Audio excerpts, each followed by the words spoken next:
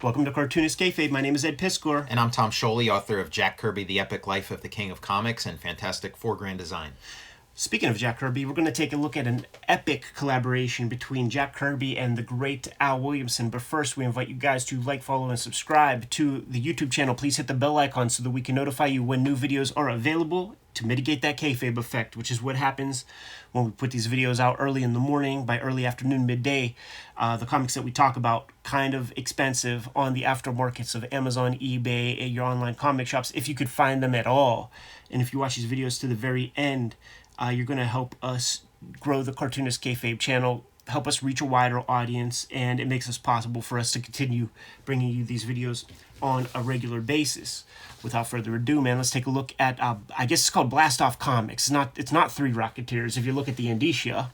Yeah, and this is a collection of stories that have like previously appeared in the 50s. This is a 60s thing during kind of like that little mini comics boom of like the Silver Age, mid-60s, post-Marvel. Makes a lot of sense, man, because I did have some questions about that. And how about this, dude? We were taking a look. I went down to Ides and just bought complete boxes of coverless comics down there. This was one of the gems in one of the boxes. So if you were a Pittsburgher, you could have got your hands on this exquisite little piece, man, for the price of $1. Yeah. Just didn't get a cover on it, but who needs a cover? Even though this is a pretty spectacular cover. Yeah. What I like about at least the coloring of these early Jack Kirby Three Rocketeers stories is that they almost like modeled the Battle of the Planets, Super Sentai, kind of like give each guy their own color outfit trope. Yeah, there's a little bit of like a Fantastic Four kind of thing too, because there's Sergeant Beefy Brown, who's rugged, rowdy, but a right guy, kind of like the Ben Grimm kind of guy, and then there's the like generic, Reed Richards kind of guy, and there is like a woman who shows up in the stories later, but not one of the Three Rocket. And they're the Fantastic Four, Three Rocketeers. Kirby would just like he would drop these guys in and give them their specific little character trait. Almost always it's visual, where you got stocky guy, average guy, male pattern baldness, midlife crisis, homunculus scientist guy, who would be cast in almost every single one of those Atlas monster books from the 50s.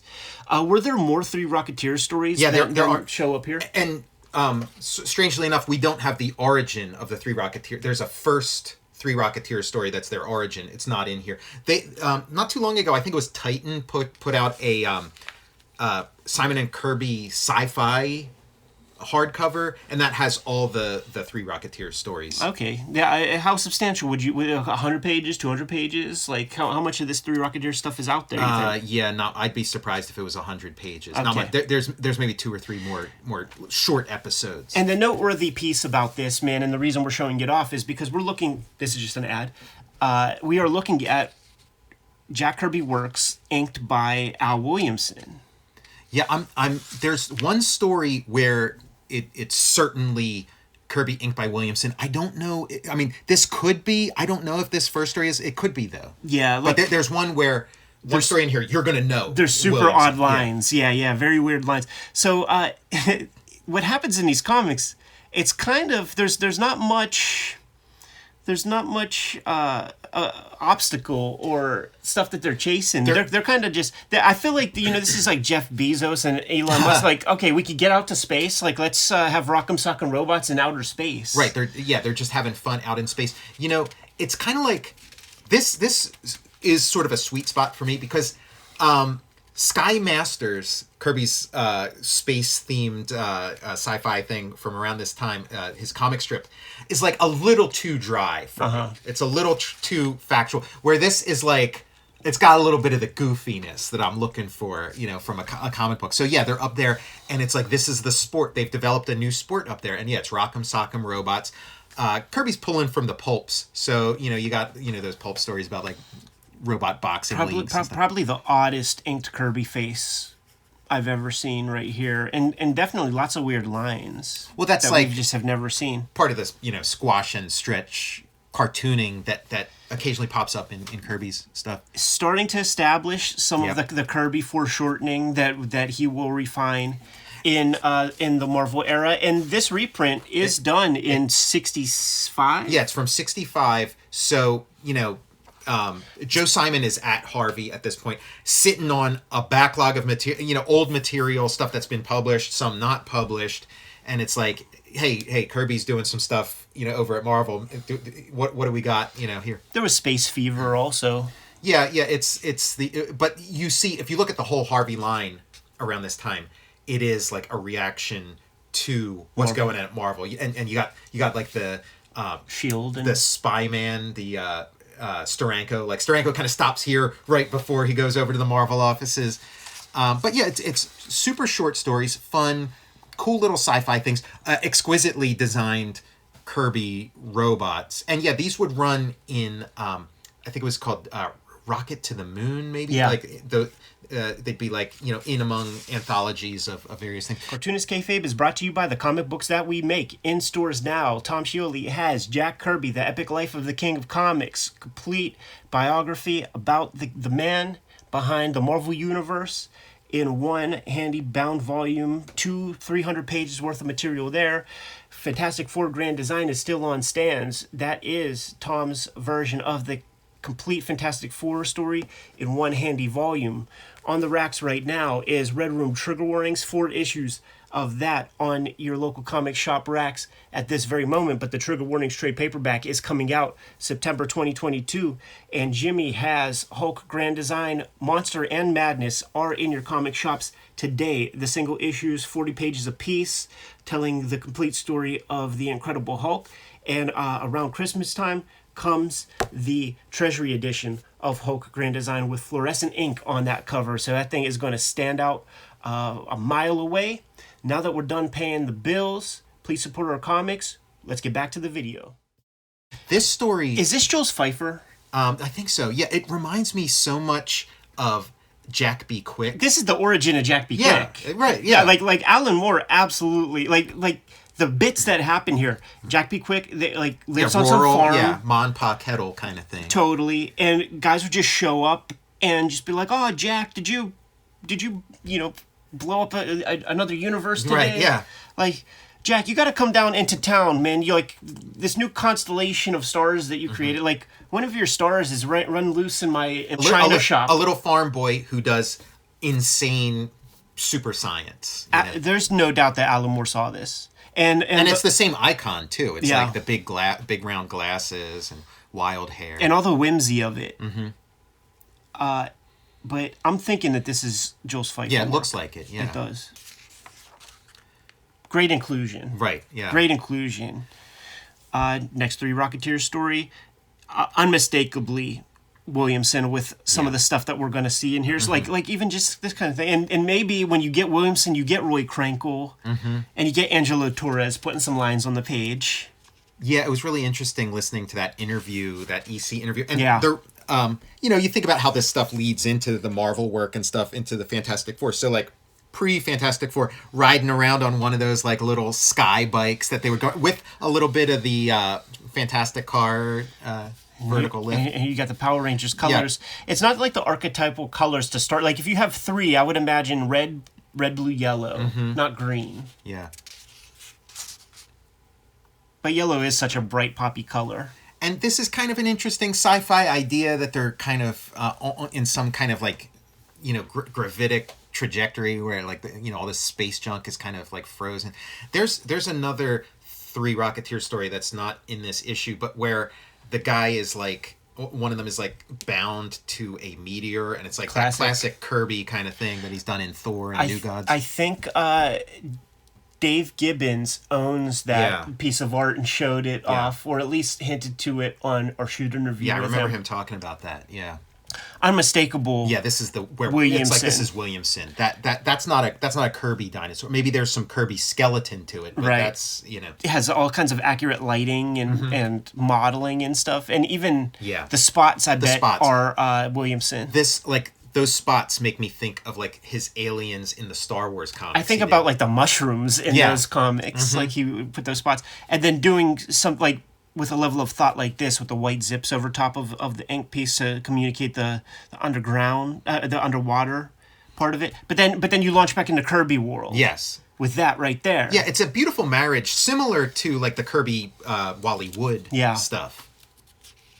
You know, somebody who's, you got Kirby's nuts and bolts and like prolific imagination combined with somebody who can exquisitely render surfaces. Really fun to see, man, and something that we just didn't get very much of. Yeah. These are like Al Williamson marks also, man, to just give you a little noise in the background there. Yeah, like kind of getting his brush pointy, getting rid of some ink to kind of get it the right building his balance. Nightingale brush in the same way, as per the Dave Sim thesis of Alex Raymond. And then, so you get your Kirby's up front, and then you sign it off with a couple of strong, like, Williamson strips. Yeah. This strip is so interesting because whatever camera he's using for his reference, it's got a bubble lens that kind of goes this way, and it's creating a situation where his ankles on all his guys are kind of warped in. Like, he's tracing the photo too accurately to the image that he's tracing, and he's like, it's compressing the leg. Yeah, you see it time and time again on these guys. It's got to be the lens of that camera. Now there's so much Williamson here, but there's something about this face that doesn't like the structure of the face that makes me wonder. Yeah, it's not Williamson. Once again, man, like it's still the 50s when this stuff is created, so that's the Flegels. Yeah. Crankle's touching this stuff. Crankle's probably touching these backgrounds. That sensitive line speaks Crankle to me. Angelo Torres is coming in, and I think even George Woodbridge would show up every now and again, man. When Williamson talks about this era, it sounds like he was having so much fun. Yeah. Like it was just a bunch of guys hanging out, drawing, passing the art back and forth and just having a ball. Yeah, and on that EC Interviews thing, I feel like Marie Severin even corroborates that, where she would just be like, "Oh, he would just come in all sweaty, carrying a baseball bat in one hand, and his pages be all crumbly in the other hand. He was just a kid." This is like the gun for hire, where it's like you come in, you do your job at like the highest possible level, and then you go play baseball. Right. Such a heroic stance, man, pointing his prow right at the forward movement. All his Alex Raymond kind of stuff, that whole Raymond vocabulary. This is like prep work, man. Like, so you don't get to do Flash Gordon, but close enough. Yeah, you're going to do Flash Gordon, just not call him that. Exactly. And it's all the Al Williamson hits, dude. It's like cool story backgrounds, foliage, crash ships, dinosaurs, more foliage. Living his best life. Some kind of vague twist ending. Not as punchy as like the EC twist endings, but heck of a package. Something to hold on to, man. And such an arresting cover. I remember seeing this jumps out at a flea market when I was a kid, in that space of like buying old comics, like at the flea market, and a dude would not sell it to me. Like, it's one of those things where he had all these comics, and he's like, "Oh, somebody already bought those." Like, he literally just did not want to sell comics to me. I think he thought that they were too good, and that I was like a schmuck kid, and would disrespect pearls it. to swine. Yeah, you'd like roll it up in your back pocket. And, right. There were those cool sort of like non-Kirby stories in there. Like that Simon and Kirby science fiction book has some really great, like some Wally Wood stuff, like just really cool little odds and ends that I've like never seen anywhere else. Yeah, that aren't Kirby or Simon. Super cool, man. When we cracked open that box of comics, of which we still have one more box to do an episode on, where we go through the complete thing and pull out that diamond in the rough of the Three Rocketeers, Kirby, Williamson, collabo, you knew soon it was going to become a episode sooner than later. That's just too cool a marriage to not show off on the Cartoonist Kayfabe cameras. Let's get out of here. Tom, let the people know what you have out in the world. Okay, read the Jack Kirby, The Epic Life of the King of Comics, the graphic biography of Jack Kirby that I did. You can check out Fantastic Four Grand Design, American Barbarian, Satan Soldier, and go visit my Patreon. Go to patreon.com, search Tom Scholey, and check out my pop culture YouTube channel, Total Recall Show.